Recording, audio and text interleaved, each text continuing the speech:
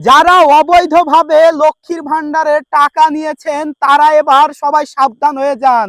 হ্যাঁ বন্ধুরা, প্রত্যেকটি থানা থেকে সেই এরিয়ার যতগুলো ব্যাংক আছে প্রত্যেকটি ব্যাংকের কাছে কিন্তু রিপোর্ট চেয়ে পাঠাচ্ছে এবং সেই সমস্ত অ্যাকাউন্টগুলোর ডিটেলস চেয়ে পাঠাচ্ছে যেগুলোতে লক্ষ্মীর ভান্ডারের টাকা ক্রেডিট হতো, অর্থাৎ তাদের নাম, তাদের ঠিকানা, তারা পুরুষ না মহিলা, তাদের জন্ম তারিখ, তাদের অ্যাকাউন্টের ডিটেলস, তাদের আধার নম্বর, সমস্ত তথ্য কিন্তু প্রত্যেকটা ব্যাংকের কাছে থেকে প্রত্যেকটা থানা চাইছে এবং এগুলোকে আগামীতে কি করা হতে পারে এখনো পর্যন্ত কেউই জানে না। তবে আপনারা যদি কেউ এরকম পরিচিত কেউ থাকে থানাতে কিংবা ব্যাংকে, তাহলে আপনিও জিজ্ঞেস করে দেখতে পারেন, হ্যাঁ এটা সত্য ঘটনা, চাওয়া হচ্ছে।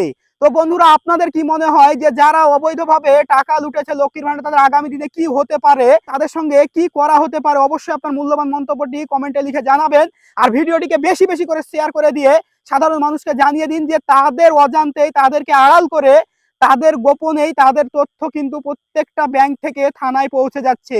আর এইরকমই আরো ইনফরমেটিভ ভিডিও পেতে অবশ্যই আমাকে ফলো করে রাখবেন।